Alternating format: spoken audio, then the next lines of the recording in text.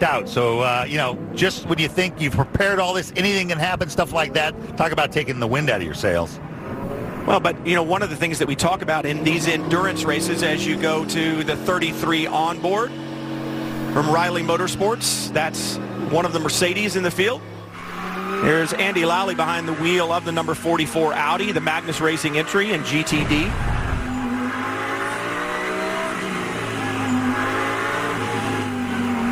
We'll move from Audi to the 63, the WeatherTech entry. And then the 15, that is the Lexus entry. And Lexus really showing some good speed here this weekend. Talking about speed, Alex Sims behind the wheel of that new M8 machine. What can he do this year? And there's Patrick Pilet. He's won this race. He's won this championship before. Talk about winning. That's the 66 defending champions here in GTLM. And on board now with Corvette. Yeah, and the man. From Mazda to the 22 Nissan. And Fernando Alonso on board his United Autosports Orca lined up. Here we go. The season is about to get underway. 24 hours worth of battle in the 10 Ringers Van de Zande. A good jump at the start. Unbelievable. Look at Elio Castroneves. He gets elbowed out of the way as well. Albuquerque moves up to second. It's a Cadillac 1-2. Elio back to the outside. Castroneves in the first of that white prototype running second right now, and you talked about it, Felipe Albuquerque in the third car, the black number 5, a real good jump at the start, but Castroneves said, no, I'm not having anything to do with that, and he is back attacking on the back of the number 10 Cadillac. Felipe Nasser there in the wheel and engineering, number 31, that red and white prototype machine makes a move to the outside around Tristan Vautier. It amazes me how much more aggressive these events have become. It used to be just everybody's looking for clear space on the track. Not anymore. They go hard for 24 hours. Look at Alonso there in the middle of the pack. He's trademarking Formula 1 his demonic first laps right now. He's getting roughed up a little bit. The 99 car, the Red Dragon's making the moves early.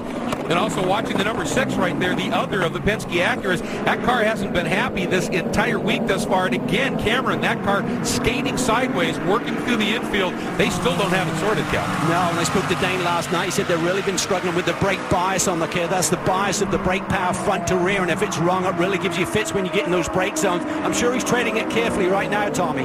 Yeah, that's Alonso in the red, white, and blue car. Third car in the picture, looking to the outside. And we say Fernando Alonso known for demonic starts, but there's a bunch of firsts. He's never raced with a roof over his head. He's never raced an endurance race. He's never driven at night. So even though he's done a lot in Formula 1, he's got a lot to learn. He had a great quote after qualifying when he was back a little bit. He said, we're the fastest Ligier, which is good. But he said, this is probably the least important qualifying session of my life. He said, normally I've got 60 laps to try and get from wherever I qualified, make that deficit up. Here I've got 24 hours. The Cal, as you said, he can work on the car as it happens. He absolutely can. He's super smart. He realizes their chance in this race to win. They could be a top 5 car on pace, but to win this race, they need rain at the end. To do that, they've got to be in position. He just has to be very patient, be careful. His young teammates have to do the same job and be in a place to make a move in the last 2 or 3 hours of the race tomorrow. And you'll hear the experienced teams, the experienced engineers say exactly that. Stay on the lead lap, stay in touch with the leaders. We've got opportunities during full course cautions to get laps back, but we need to be there with 4 hours to go. That's when we're going to go racing.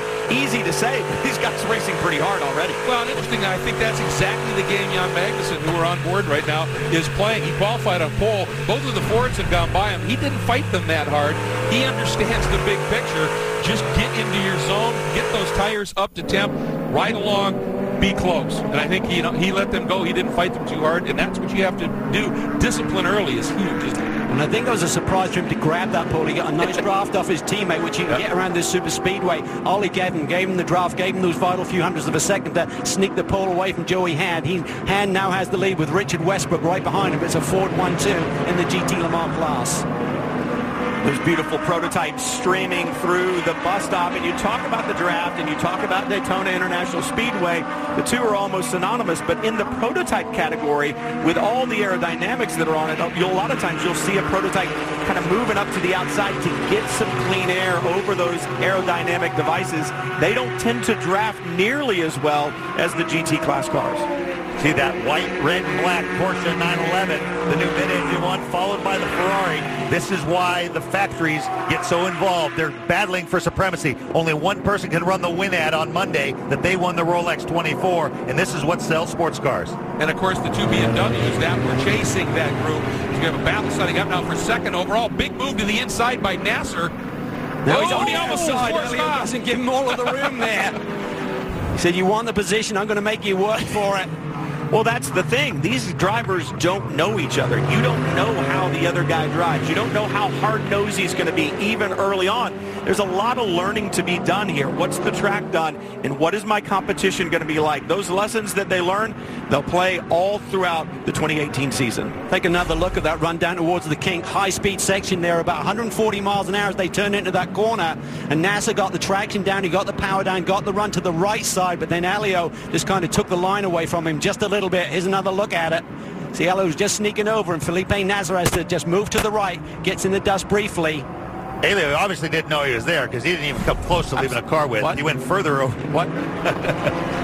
Elio didn't know he was there? No, I guarantee. You don't think so? No, I don't. Either way, you're thinking Nasser inside his helmet just went, so that's how it's going to be. So that's how it's going to be played. There's the second of the Penske's. Dane Cameron, 2016 prototype champion, makes the big move to Penske for this year. Said the car was just not in a happy place. He said, I think if we get the braking sorted out, it's a different brake package they run in the race to what they run in qualifying. He said, I think that will give us a balance there as we're now in a drafting situation. Zeke goes after Robert Friens. They're in the DC Racing Jackie Chan car. That's the team that won at Le Mans last year in LMP2 and finished second overall. Nearly won the whole deal, Tommy.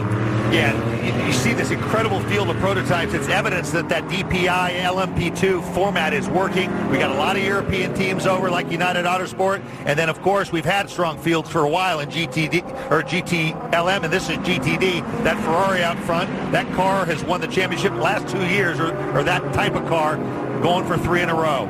Now, Ferrari, Lexus. Now, the GT classes, GT Le Mans and GT Daytona, they look very, very similar, especially the Ferraris. But if you want to know at home on a long shot, whether you're looking at a GT Daytona or a GT Le Mans car, look for the green mirrors, the green end plates on the wings, and the green number panels, and you'll know it's a GT Daytona entry.